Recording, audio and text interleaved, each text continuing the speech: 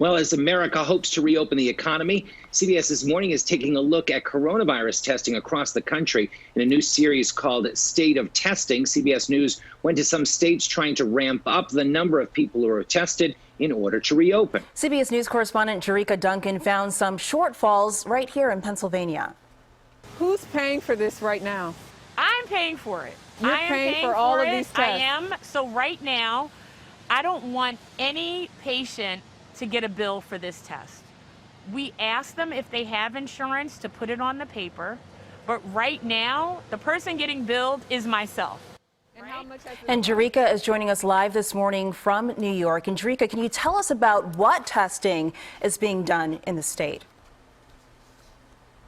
Well, mainly it's that diagnostic testing where they take that swab and stick it up your nose to find out if you have any sort of trace of coronavirus. And the testing is being done throughout the state. But as you heard there, that was Dr. Ayla Stanford. She took matters into her own hands. You'll hear more from her in our report on CBS This Morning. But she is a pediatrician. She's a private practitioner. So she was able to get tests and went right into the community to do them because she felt like the need was there.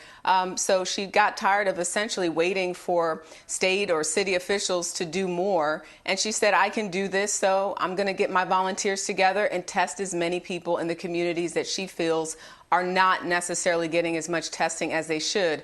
You know, it's no secret that every place pretty much, especially in big cities, every state official, city official has said they want more testing, but it is a matter of catching up because, as you know, it took a while for this country as a whole to really start aggressively testing people, even though we know early in March, President Trump said, hey, testing is there if you need it. But as we kind of took a deeper dive now that we're 6+ weeks out of this thing, we see that testing is still an issue. State officials say they want more testing. They're doing their best to provide more testing. But that is going to be crucial when you look at reopening the counties. Now, there are quite a few counties in Pennsylvania where there are fewer than 100 cases of people who've tested positive for coronavirus. But the governor there has basically said, listen, in order for us to find out how we're going to reopen in what places, we need to know how many cases we have.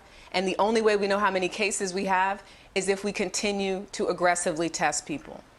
And Jericka, it's been impressive to see doctors like the one who you profiled step up, take matters into their own hands in order to get this done. What else can you tell us about your story and the reopening of the state from what you've learned?